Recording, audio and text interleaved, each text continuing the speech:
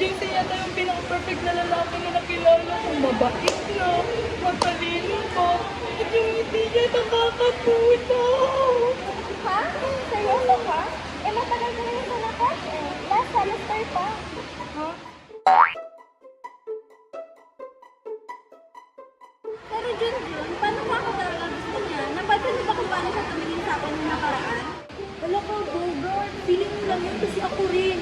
May mga pagkakataon na parang kinakausap niya ako na may ibang kahulugan. Hala, hindi tayo matatapos dito. Dapat malaman natin yung totoo.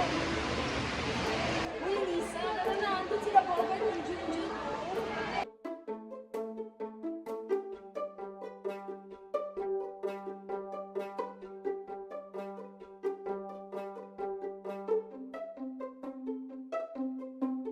Oh, anong nangyari sa inyo ni Bogart?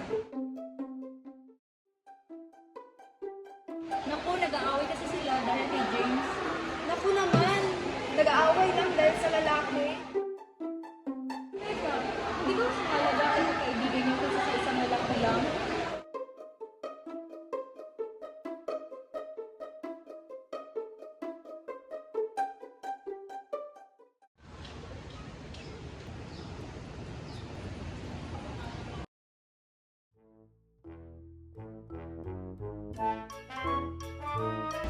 James! May sasabihin ako! Oh, ano yun? Crush kita! Ah, salamat pero may boyfriend ako. Oh!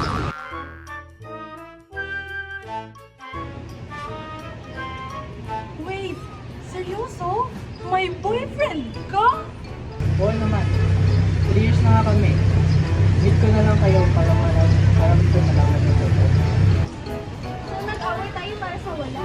Oo nga, ang awkward ng lahat ng ito. Girls, tandaan nyo hindi lahat ng gwapong lalaki ay straight. Okay? Grabe, nawala din yung friendship natin dahil sa maling akala. Oo nga, nag-assume ka talaga tayo. At least, okay na tayo. Tanggapin na lang natin ang decision niya. At respeto natin yung isa't isa.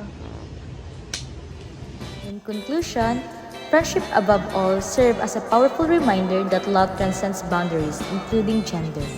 The film highlights how two best friends, Bogart and Junjun, let their feelings for the same person disrupt their bond, only to realize that their assumptions about love were misguided. By the end, they come to embrace the idea that true love is not confined by societal expectations and that friendship should always come first.